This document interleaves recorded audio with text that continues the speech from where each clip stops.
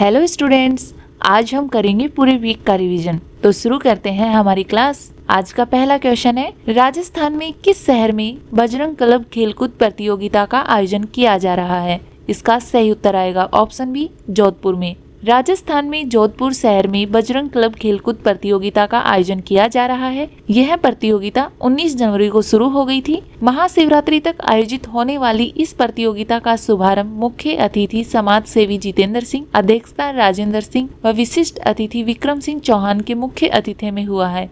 अगला क्वेश्चन है, सीआरपीएफ का निदेशक जनरल नियुक्त किसे किया गया है? इसका सही उत्तर आएगा ऑप्शन डी, ज्ञानेंद्र प्रताप सिंह को। असम पुलिस प्रमुख ज्ञानेंद्र प्रताप सिंह को केंद्रीय रिजर्व पुलिस बल का महानिदेशक नियुक्त किया गया है। वे असम मेघालय केंद्र के 1991 बैच के भारतीय पुलिस सेवा अधिकारी हैं। 18 जनवरी को जारी आदेश में कहा गया था कि कैबिनेट की नियुक्ति समिति ने 30 नवंबर 2027 को उनकी सेवानिवृत्ति की तारीख तक सीआरपीएफ महानिदेशक के रूप में सिंह की नियुक्ति को मंजूरी दे दी है।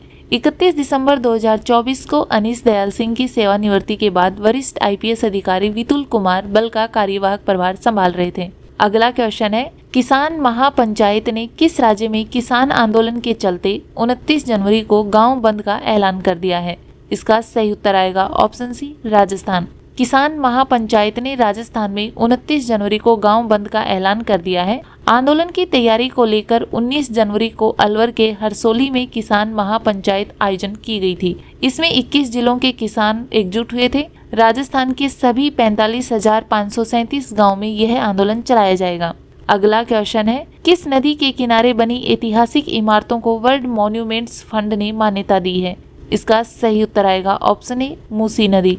हैदराबाद में मूसी नदी की ऐतिहासिक इमारतों को विश्व स्मारक निगरानी में शामिल किया गया है, जो शहरीकरण और प्रदूषण के बीच संरक्षण की आवश्यकताओं पर प्रकाश डालता है। इन इमारतों को 2025 के वर्ल्ड मॉन्यूमेंट वॉच में शामिल किया गया। मुख्य स्थल है तेलंगाना उच्च न्यायालय, राज्य केंद्रीय पुस्तकालय, उस्मानिया जनरल अस्पताल और ब्रिटिश रेजिडेंसी।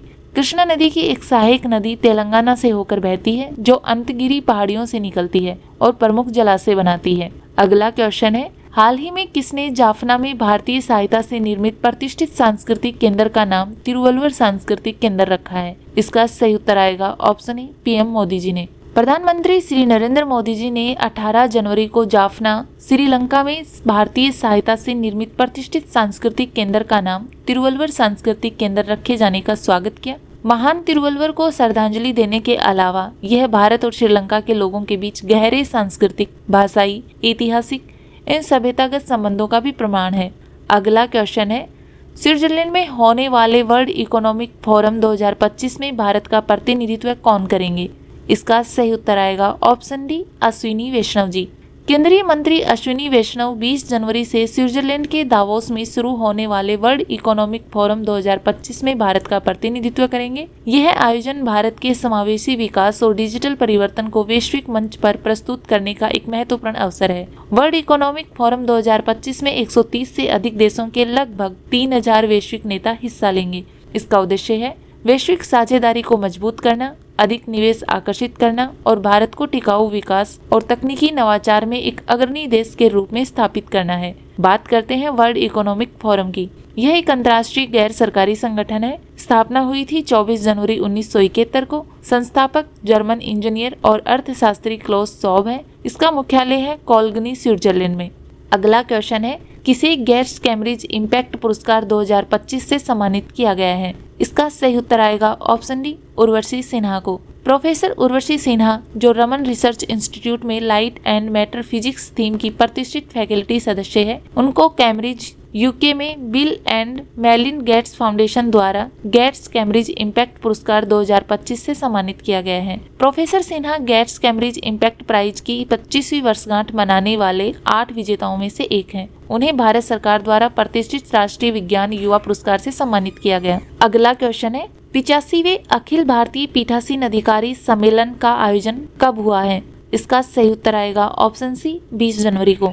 85वें अखिल भारतीय पीठासीन अधिकारी सम्मेलन का आयोजन 20 जनवरी को हुआ है। यह सम्मेलन पटना, बिहार में आयोजित किया गया है। इस 2 दिवसीय सम्मेलन के दौरान संविधान की 75वीं वर्षगांठ, संवैधानिक मूल्यों को सुदृढ़ करने में संसद और राज्य विधान निकायों का योगदान विषय पर मंथन होगा। उद्घाटन समारोह बिहार विधानमंडल के सेंट्रल हॉल में हुआ। इस सम्मेलन की अध्यक्षता लोकसभा अध्यक्ष ओम बिरला जी ने की है। ओम बिरला जी 21 जनवरी को बिहार विधानमंडल परिसर में नेवा सेवा केंद्र का उद्घाटन भी किया। बिहार 43 साल के बाद इस सम्मेलन की मेजबानी कर रहा है। अगला क्वेश्चन है, इंडियन ओपन बैडमिंटन 2025 में पुरुष एकल का खिताब किसने जीता है? इसका सही उत्तर आएगा ऑप्शन डी, विक्टर एक्सेलसेन ने। पेरिस ओलंपिक में स्वर्ण पदक जीतने वाले विक्टर एक्सेलसेन ने शानदार प्रदर्शन करते हुए 19 जनवरी को India open super 750 badminton tournament में पुरुष एकल वर्ग का खिताब जीत लिया था।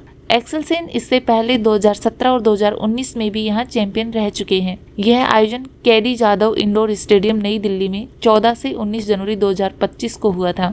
अगला क्वेश्चन है, 21 जनवरी को किस राज्य का स्थापना दिवस मनाया जाता है? इसका सही उत्तर आएगा ऑप्शन डी, त्रिपुरा, मणिपुर और मेघालय का। 21 जनवरी को त्रिपुरा, मणिपुर और मेघालय का स्थापना दिवस मनाया जाता है। इन्हें भारत की आजादी के 24 साल बाद राज्य का दर्जा मिला। 21 जनवरी 1972 को त्रिपुरा, मणिपुर और मेघालय राज्य पूर्वोत्तर क्षेत्र अधिनियम 1971 के तहत पूर्ण राज्य बने थे। अगला क्वेश्चन है, भारत का कौन सा राज्य वैश्विक स्तर पर डेस्टिनेशन वेडिंग का सबसे प्रमुख स्थान बना है? इसका सही उत्तर आएगा ऑप्शन सी, राजस्थान। शाही विरासत, किले, महल और सांस्कृतिक धरोहरों के लिए पहचाने जाने वाला राजस्थान अब वैश्विक स्तर पर डेस्टिनेशन वेडिंग का सबसे प्रमुख केंद्र बनकर उभरा है। इस राज्य की राजसी सुंदरता, ऐतिहासिक महत्व और उत्कृष्ट अतिथि इसे एक ऐसी ड्रीम लोकेशन बनाते हैं जहां हर शादी एक परी कथा जैसी प्रतीत होती है। राजस्थान में 75% से अधिक हेरिटेज प्रॉपर्टी है, जिनमें किले, महल और हवेलियां शामिल हैं। जयपुर, उदयपुर, जोधपुर और जैसलमेर जैसे शहरों में आयोजित शादियां एक राजसी अनुभव प्रदान करती हैं। अगला क्वेश्चन है, राजस्थान के किस मंदिर के पुनर्निर्माण के लिए राव प्रेम सिंह को सम्मानित किया गया है? इसका सही उत्तर आएगा ऑप्शन डी, नीलकंठ महादेव मंदिर। दुबई में आयोजित ग्लोबल स्पिरिचुअल फेस्टिवल 2025 में राजस्थान का नाम गौरवान्वित हुआ। सिरोही निवासी और वराह इंफ्रा लिमिटेड के प्रबंधक निदेशक राव प्रेम सिंह को भीनमाल के ऐतिहासिक नीलकंठ महादेव मंदिर के पुनर्निर्माण कार्य के लिए विशिष्ट सम्मान प्राप्त हुआ है। 1400 साल बाद अब राव प्रेम सिंह ने ही इस नीलकंठ महादेव मंदिर का जीर्णोद्धार कराया है। अगला क्वेश्चन है, किस विभाग ने नई दिल्ली में भारतीय संविधान लागू होने के 75 वर्ष पूरे होने के उपलक्ष्य में 3 दिन का समारोह का आयोजन किया गया? इसका सही उत्तर आएगा ऑप्शन सी, डाक विभाग के द्वारा। डाक विभाग ने भारत के संविधान को अपनाने के 75 वर्ष पूरे होने के उपलक्ष्य में नई दिल्ली में 3 दिवसीय कार्यक्रम का आयोजन किया गया। यह कार्यक्रम राष्ट्रीय डाक टिकट संग्रहालय में हो रहा है और इसमें सभी आयु के आगंतुकों के लिए कई तरह की मनोरंजक और आकर्षक गतिविधियां शामिल हैं। इसका उद्देश्य है संविधान में निहित मूल्यों को रेखांकित करना तथा एकता और राष्ट्रीय गौरव की भावना मजबूत करना है। अगला क्वेश्चन है, कौन सा देश WHO से बाहर हो गया है? इसका सही उत्तर आएगा ऑप्शन डी, अमेरिका। राष्ट्रपति बनने के बाद डोनाल्ड ट्रंप का बड़ा कदम, WHO से अमेरिका के हटने की घोषणा की। राष्ट्रपति डोनाल्ड ट्रंप ने घोषणा की कि वह विश्व स्वास्थ्य संगठन से अमेरिका को अलग कर रहे हैं। यह कदम अमेरिकी वैश्विक स्वास्थ्य नीति में एक नाटकीय बदलाव को चिन्हित करेगा और वाशिंगटन को महामारी से लड़ने के अंतर्राष्ट्रीय प्रयासों से अलग कर देगा। अगला क्वेश्चन है, महाकुंभ में किसने विद्या भारती वेबसाइट का उद्घाटन किया? इसका सही उत्तर आएगा ऑप्शन बी, आनंदीबेन पटेल ने। महाकुंभ में उत्तर प्रदेश की राज्यपाल आनंदीबेन पटेल ने विद्या भारती वेबसाइट का उद्घाटन किया है। प्रयागराज महाकुंभ में शिक्षकों और विद्यार्थियों के संवाद कार्यक्रम में राज्यपाल आनंदीबेन पटेल ने भाग लिया। इस दौरान राज्यपाल आनंदीबेन पटेल ने विद्या भारती की वेबसाइट का लोकार्पण किया और साथ ही शिक्षा और संस्कारों पर भी जोर दिया। अगला क्वेश्चन है, अनौपचारिक श्रमिकों के लिए सामाजिक सुरक्षा सम्मेलन का उद्घाटन किसने किया? इसका सही उत्तर आएगा ऑप्शन ए, मनसुख मंडाविया जी ने। मनसुख मंडाविया ने 20 जनवरी को नई दिल्ली में अनौपचारिक क्षेत्र के श्रमिकों को सामाजिक सुरक्षा प्रदान करने से संबंधित 2 दिवसीय अंतर्राष्ट्रीय सम्मेलन का उद्घाटन किया। इसका उद्देश्य है अनौपचारिक क्षेत्र के कामगारों और सामाजिक सुरक्षा उपलब्ध कराने के लिए संबंधित हितधारकों को सक्षम बनाना है। केंद्रीय श्रम और रोजगार मंत्री हैं डॉक्टर मनसुख मंडाविया। अगला क्वेश्चन है, किस देश ने जन्मसिद्ध नागरिकता को समाप्त करने का फैसला किया है? इसका सही उत्तर आएगा ऑप्शन सी, अमेरिका ने। अमेरिका ने जन्मसिद्ध नागरिकता को समाप्त करने का फैसला किया है। अमेरिका के 47वें अमेरिकी राष्ट्रपति डोनाल्ड ट्रंप जी ने 21 जनवरी को कई कार्यकारी आदेशों पर हस्ताक्षर करते हुए अपनी शुरुआत की, जिनमें से सबसे प्रमुख था जन्मसिद्ध नागरिकता को रद्द करना। राष्ट्रपति जी ने अमेरिका में गैर नागरिक माता पिता से पैदा हुए बच्चों की स्वचालित नागरिकता को समाप्त करने की पहल की। अमेरिका में जन्मे बच्चों को नागरिकता प्राप्त करने के लिए कम से कम एक माता पिता को अमेरिकी नागरिक, कानून स्थायी निवासी या अमेरिकी सेना का सदस्य होना चाहिए। बात करते हैं कि जन्मसिद्ध नागरिकता होती क्या है। जन्मसिद्ध नागरिकता के अनुसार अमेरिकी धरती पर जन्म लेने वाले किसी भी व्यक्ति को माता पिता की नागरिकता या आवर्जन स्थिति की परवाह किए बिना स्वचालित रूप से अमेरिकी नागरिकता प्रदान की जाती है। यह प्रावधान 1868 में अधिनियमित किया गया था और इसे अमेरिका में जन्मे सभी व्यक्तियों को नागरिकता प्रदान करने के लिए डिजाइन किया गया था। अगला क्वेश्चन है, गणतंत्र दिवस के अवसर पर किस मिसाइल को पहली बार दिखाया जाएगा? इसका सही उत्तर आएगा ऑप्शन बी, पर्ले मिसाइल को। साल 2025 के गणतंत्र दिवस परेड में पहली बार पर्ले मिसाइल को दिखाया जाएगा। यह मिसाइल भारत के रक्षा अनुसंधान और विकास संगठन ने विकसित की है। यह एक सतह से सतह पर मार करने वाली बैलिस्टिक मिसाइल है। अब हम बात करते हैं पर्ले मिसाइल की खासियतों के बारे में। यह मिसाइल 350 से 500 किलोमीटर की दूरी तक मार कर सकती है। यह ठोस ईंधन से चलती है। Pralay missile short range ballistic missile है। यह मिसाइल चीन और पाकिस्तान जैसे पड़ोसियों से निपटने के लिए बनाई गई है। अगला क्वेश्चन है, अंतर्राष्ट्रीय ग्लेशियर संरक्षण वर्ष किस वर्ष को घोषित किया गया है? इसका सही उत्तर आएगा ऑप्शन डी, 2025 को। अंतर्राष्ट्रीय ग्लेशियर संरक्षण वर्ष 2025 है। संयुक्त राष्ट्र ने दिसंबर 2022 में इस साल को अंतर्राष्ट्रीय ग्लेशियर संरक्षण वर्ष घोषित किया था। इस साल से हर साल 21 मार्च को विश्व ग्लेशियर दिवस मनाया जाएगा। इस साल को अंतर्राष्ट्रीय ग्लेशियर संरक्षण वर्ष घोषित करने का मुख्य उद्देश्य है ग्लेशियरों की अहमियत को समझाना, ग्लेशियरों के संरक्षण के लिए जागरूकता बढ़ाना, जलवायु परिवर्तन के कारण ग्लेशियरों के पिघलने से होने वाले नुकसान को कम करने के लिए ठोस कदम उठाना, ग्लेशियरों के संरक्षण के लिए ज्यादा से ज्यादा धन जुटाना। अगला क्वेश्चन है, राजस्थान में सांबर फेस्टिवल का आयोजन कब किया जाएगा? इसका सही उत्तर आएगा ऑप्शन बी, 24 जनवरी को। सांबर झील के मुहाने पर 5 दिवसीय सांबर फेस्टिवल का आयोजन 24 से 28 जनवरी तक आयोजित किया जाएगा। यह फेस्टिवल राजस्थान पर्यटन विभाग की ओर से आयोजित किया जाएगा। फेस्टिवल का शुभारंभ 24 जनवरी को देवयानी सरोवर पर महाआरती से होगा। अगला क्वेश्चन है, अमेरिका के विदेश मंत्री कौन बने हैं? इसका सही उत्तर आएगा ऑप्शन सी, मार्को रूबियो जी। अमेरिका के नए विदेश मंत्री मार्को रूबियो बने हैं। डोनाल्ड ट्रंप ने कार्यकाल के पहले दिन ही मार्को रूबियो को विदेश मंत्री के रूप में शपथ दिलाई। मार्को रूबियो ने अपनी पहली द्विपक्षीय वार्ता भारतीय विदेश मंत्री एस जयशंकर जी के साथ की। 21 जनवरी को क्वाड के विदेश मंत्रियों की अहम बैठक हुई, जिसमें अमेरिका के नवयुक्त विदेश मंत्री मार्को रूबियो, भारतीय विदेश मंत्री डॉक्टर एस जयशंकर और जापान एवं ऑस्ट्रेलिया के विदेश मंत्रियों ने हिस्सा लिया। अगला क्वेश्चन है, भारत का पहला केवल महिला क्लब कहाँ खुला है? इसका सही उत्तर आएगा ऑप्शन डी, बेंगलुरु में। बेंगलुरु में भारत का पहला केवल महिलाओं का क्लब खुला है, जिसमें सभी महिलाएं कर्मचारी हैं। भारत के पहले महिला क्लब का नाम मिस एंड मिसेज है और इसको खोलने का मुख्य उद्देश्य है महिलाओं को नृत्य, मेलजोल बढ़ाने और तनाव मुक्त रहने के लिए सुरक्षित वातावरण देना। अगला क्वेश्चन है, शिलोंग में पशुधन सम्मेलन का उद्घाटन कौन करेंगे? इसका सही उत्तर आएगा ऑप्शन सी, राजीव रंजन सिंह। केंद्रीय मंत्री राजीव रंजन सिंह 23 जनवरी 2025 को मेघालय की राजधानी शिलोंग में होने वाले पशुधन सम्मेलन का उद्घाटन करेंगे। यह सम्मेलन 2 दिवसीय है, जो 23 और 24 जनवरी को शिलोंग में आयोजित किया गया है। पूर्वोत्तर भारत में समग्र पशुधन विकास को बढ़ावा देने के लिए यह आयोजन किया गया। इस आयोजन का मुख्य उद्देश्य है हितधारकों के लिए निवेश, टिकाऊ खेती और क्षमता निर्माण को बढ़ावा देना। इसमें मुख्यतः क्षेत्र के मंत्री, नीति निर्माता और उद्यमी शामिल हैं। केंद्रीय मत्स्य पालन, पशुपालन और डेयरी और पंचायती राज मंत्री श्री राजीव रंजन सिंह उर्फ लालन सिंह हैं।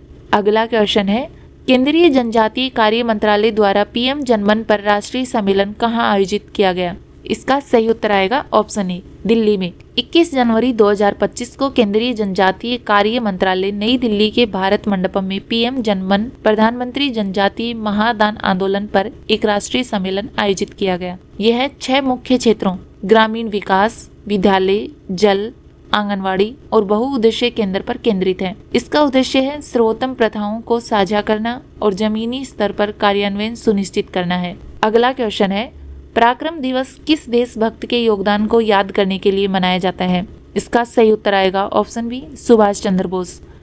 पराक्रम दिवस नेताजी सुभाष चंद्र बोस के अतुल्य योगदान को याद करने के लिए मनाया जाता है। पराक्रम दिवस हर साल 23 जनवरी को मनाया जाता है और इसका उद्देश्य है भारत के स्वतंत्रता संग्राम में उनके योगदान को सम्मानित करना और देशभक्त की भावना को जागृत करना। नेताजी सुभाष चंद्र बोस का जन्म 23 जनवरी 1897 को ओडिशा के कटक में हुआ था। सुभाष चंद्र ने आजाद हिंद फौज की स्थापना की और उनके प्रमुख नारे थे जय हिंद व तुम मुझे खून दो मैं तुम्हें आजादी दूंगा। 2021 में भारत सरकार ने नेताजी सुभाष चंद्र बोस की 125वीं जयंती के अवसर पर पराक्रम दिवस मनाने की घोषणा की। संस्कृति मंत्रालय द्वारा ओडिशा के कटक में 3 दिवसीय कार्यक्रम आयोजित किया जाएगा, जो नेताजी का जन्म स्थान और उनकी प्रारंभिक संवेदनाओं को आकार देने वाला शहर है। इस कार्यक्रम का उद्घाटन ओडिशा के मुख्यमंत्री मोहन चरण मांझी करेंगे। 2025 में यह नेताजी साहस, दृढ़ संकल्प और देशभक्ति का सम्मान है।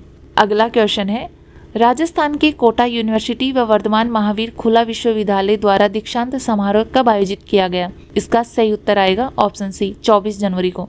राजस्थान के कोटा यूनिवर्सिटी व वर्धमान महावीर खुला विश्वविद्यालय द्वारा दीक्षांत समारोह 24 जनवरी को आयोजित किया गया। दोनों यूनिवर्सिटी के दीक्षांत समारोह में राज्यपाल हरिभाऊ बांगड़े, उप मुख्यमंत्री व उच्च शिक्षा मंत्री डॉक्टर प्रेमचंद बेरवा इसमें भाग लिया। दीक्षांत समारोह के तहत कुल 92,192 डिग्रियां अवार्ड हुई। समारोह में 116 स्टूडेंटों को डिग्रियां व मेडल दिए गए। इसमें 56 स्टूडेंट्स को गोल्ड मेडल और 58 स्टूडेंट्स को पीएचडी की डिग्रियां दी गई हैं। अगला क्वेश्चन है, राजस्थान के किस शहर में पहली बार open classical FIDE rating rapid chess championship 2025 का आयोजन किया गया?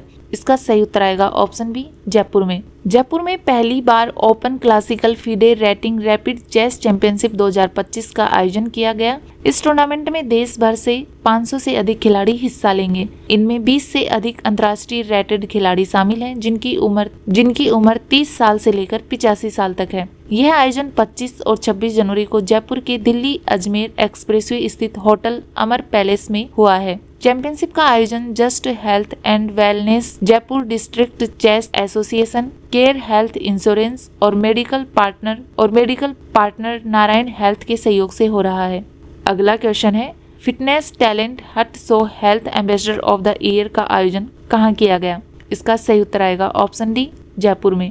आलमंड बोर्ड ऑफ कैलिफोर्निया और एमिटी यूनिवर्सिटी जयपुर ने मिलकर fitness talent Hunt show health ambassador of the year का आयोजन किया। इस कार्यक्रम का उद्देश्य छात्रों को बादाम के स्वास्थ्य लाभों के बारे में जागरूक करना और उन्हें स्वस्थ जीवन शैली अपनाने के लिए प्रेरित करना था। इस आयोजन में सौरभ मंत्री को health ambassador of the year का खिताब दिया गया। अगला क्वेश्चन है, राजस्थान की पार्वती काली सिंध चंबल लिंक परियोजना का नाम बदलकर क्या कर दिया है? इसका सही उत्तर आएगा ऑप्शन ए रामजल सेतु लिंक परियोजना।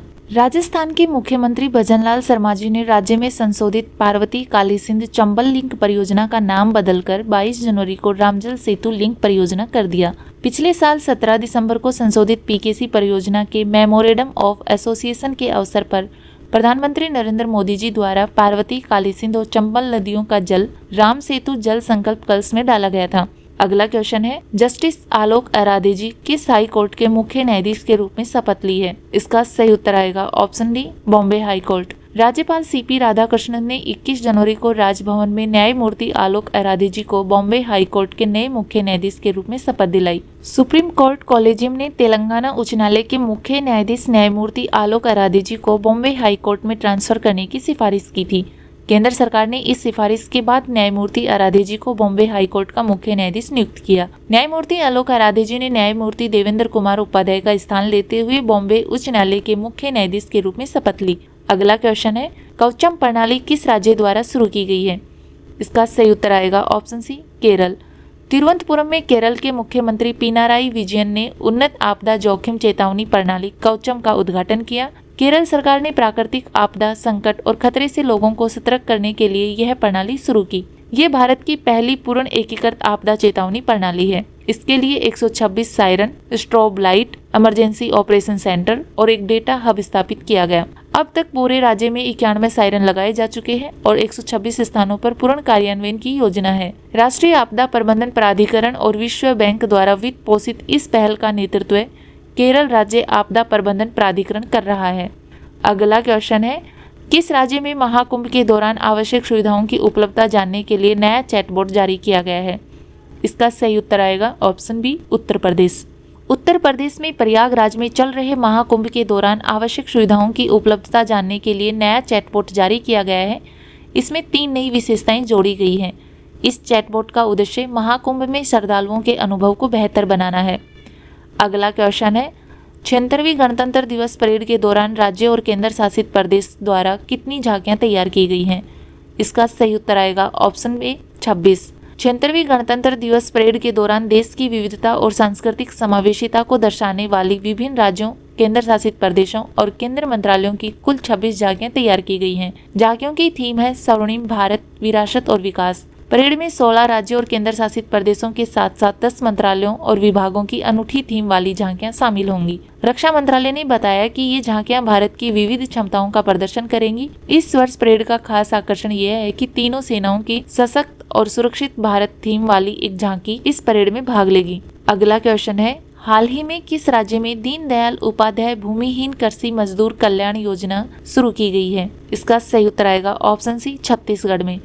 छत्तीसगढ़ के मुख्यमंत्री विष्णुदेव साय ने राज्य में पंडित दीनदयाल उपाध्याय भूमिहीन कृषि मजदूर कल्याण योजना का शुभारंभ किया। इस योजना के तहत राज्य के भूमिहीन किसानों को हर साल 10,000 रुपए की आर्थिक सहायता दी जाएगी। अगला क्वेश्चन है, किस राज्य में पहला ओलंपिक अनुसंधान सम्मेलन आयोजित किया जाएगा? इसका सही उत्तर आएगा ऑप्शन सी गुजरात राज्य में। गुजरात राज्य में पहला ओलंपिक अनुसंधान सम्मेलन आयोजित किया जाएगा। यह समारोह गांधीनगर में स्थित राष्ट्रीय रक्षा यूनिवर्सिटी में आयोजित किया जाएगा। यह सम्मेलन भारत को 2036 में ओलंपिक की मेजबानी के लिए एक मजबूत दावेदारी के रूप में खुद को स्थापित करने में मदद करेगा। अगला क्वेश्चन है, राजस्थान में सांबर महोत्सव 2025 का समापन कब होगा? इसका सही उत्तर आएगा ऑप्शन डी 28 जनवरी को। सांबर महोत्सव 2025 का उद्घाटन समारोह 24 जनवरी को आयोजित किया गया। इस समारोह का शुभारंभ दीपोत्सव और महाआरती के साथ किया गया था। यह महोत्सव 25 से 28 जनवरी तक चलेगा।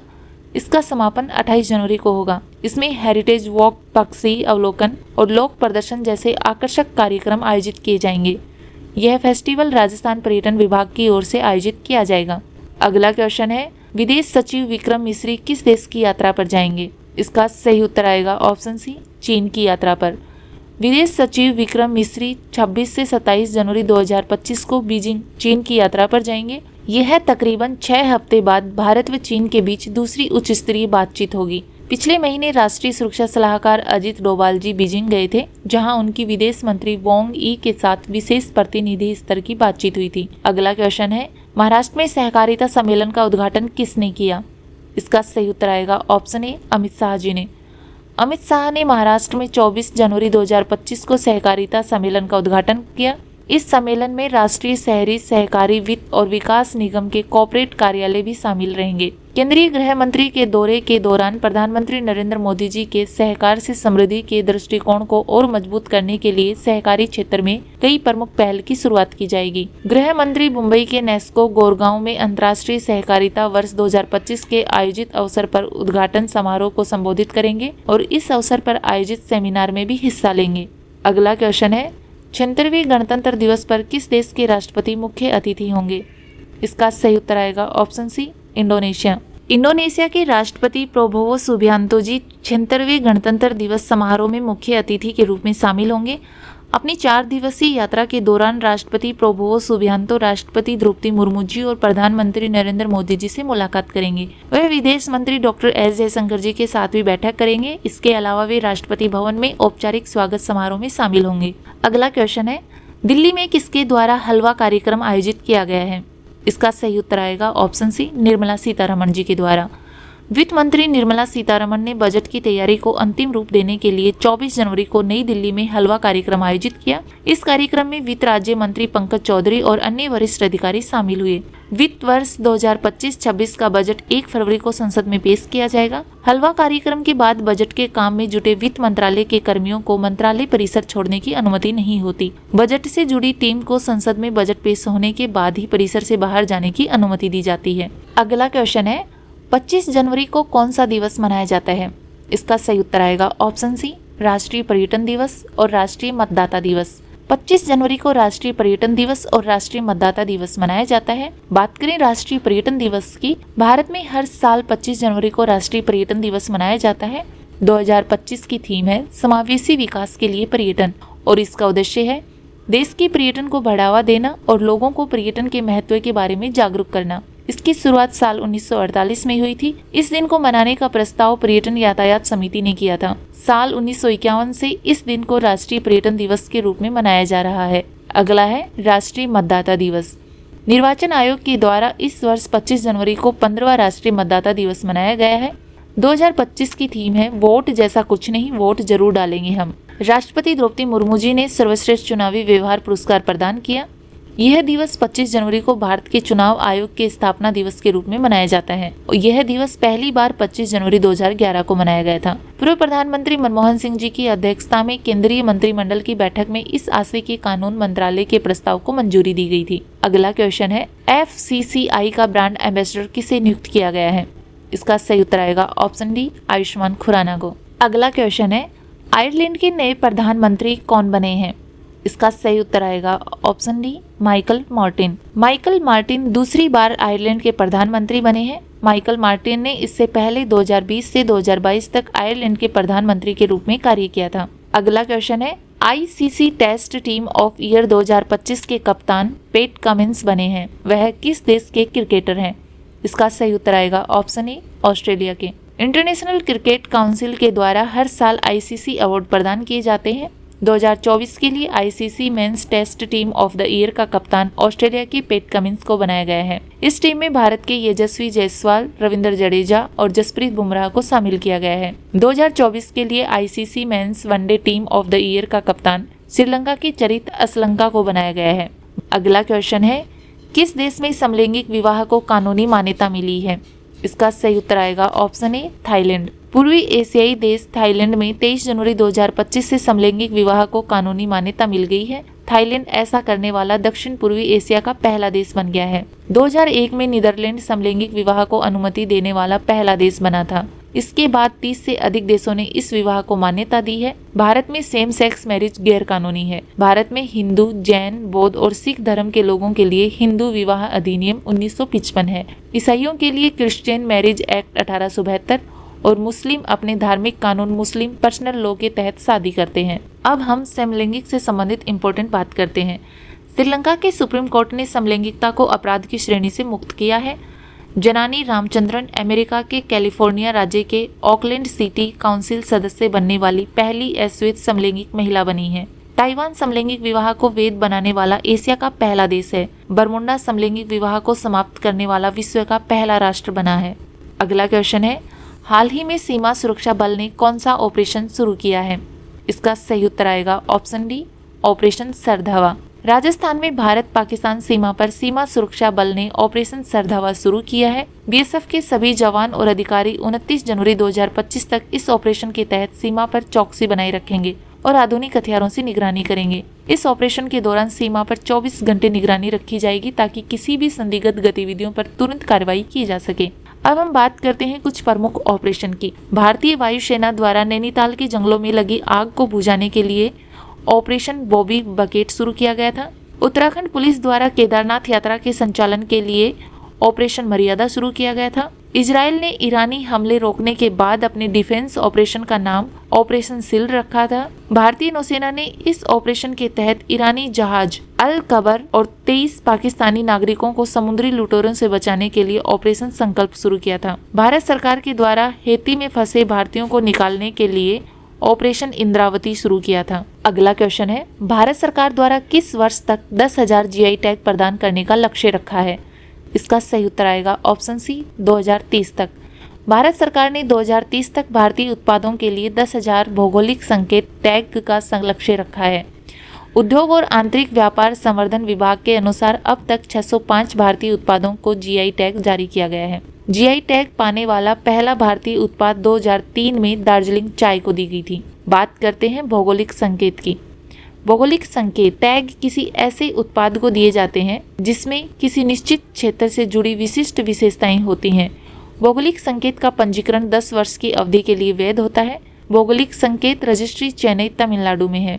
वर्तमान में उत्तर प्रदेश की सबसे अधिक GI टैग वाला राज्य है जिसके पास 75 GI टैग हैं। सबसे अधिक GI टैग वाला शहर वाराणसी है। अगला क्वेश्चन है कितने व्यक्तियों को उत्तर प्रदेश गौरव सम्मान 2025 प्रदान किया गया है? इसका सही उत्तर आएगा ऑप्शन ए 6 व्यक्तियों को। विभिन्न क्षेत्रों में उत्कृष्ट कार्य करने वाले 6 लोगों को उत्तर प्रदेश गौरव सम्मान 2025 दिया गया है। यह पुरस्कार 26 जनवरी 2025 को प्रदान किए जाएंगे। अब हम बात करते हैं उत्तर प्रदेश से संबंधित इम्पोर्टेंट करंट अफेयर की।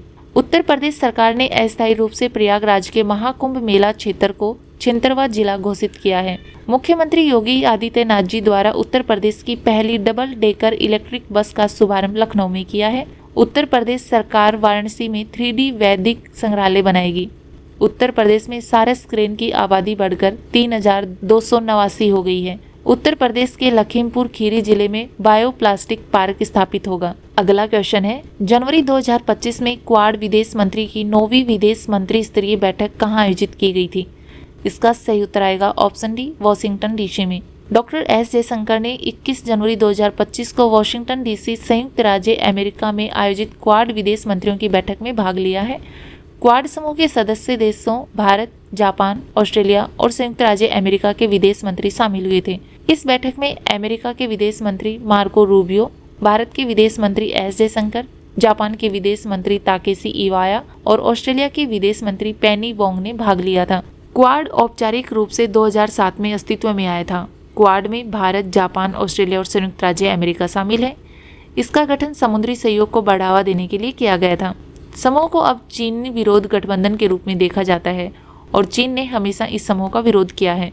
भारत 2025 में क्वाड शिखर सम्मेलन की मेजबानी करेगा। अगला क्वेश्चन है, 45 वर्ष की उम्र में 2 दिन के अंदर माउंट एवरेस्ट और माउंट लोहत्से पर चढ़ाई पूरी करके London book of world record में किसका नाम दर्ज हुआ है? इसका सही उत्तर आएगा ऑप्शन ए, राकेश कादियान का।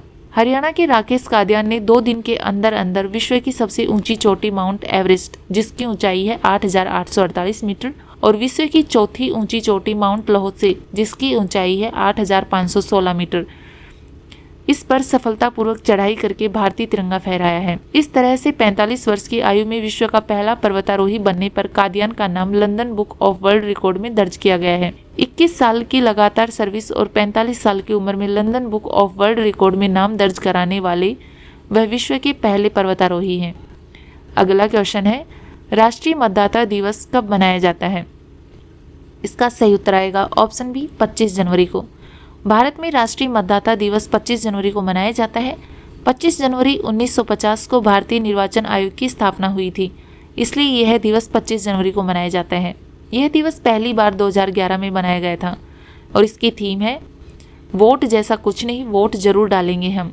भारतीय निर्वाचन आयोग में लोकसभा, राज्यसभा, राज्य विधानसभाओं, राष्ट्रपति और उपराष्ट्रपति के चुनाव का संचालन करता है।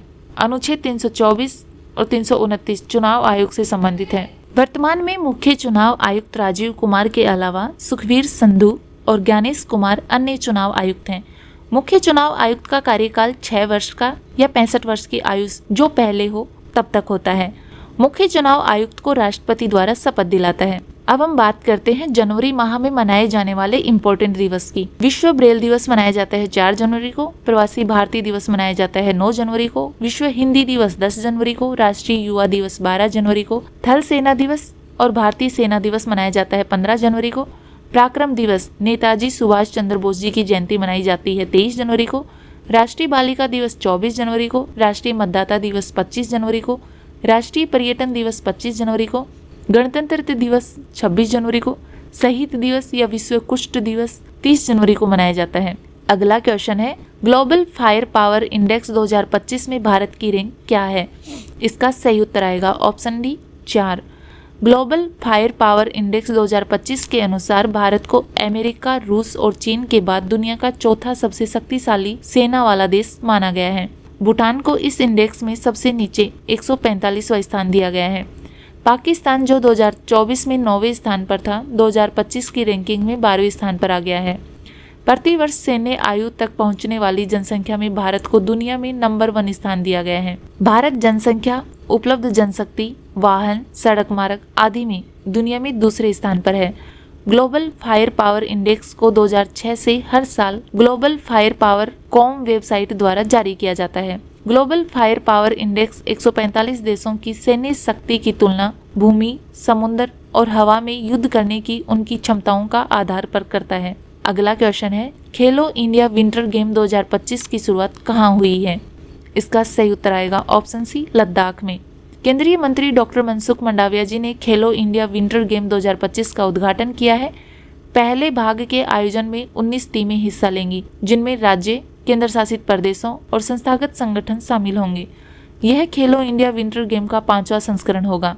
खेलो इंडिया विंटर गेम 2025 का पहला भाग लद्दाख में होगा। आयोजन करने की तिथि है 23 से 27 जनवरी। इसका दूसरा भाग जम्मू कश्मीर में होगा। आयोजन की तिथि है 22 से 25 फरवरी। 2020 में पहली बार खेलो इंडिया विंटर गेम आयोजित किए गए थे।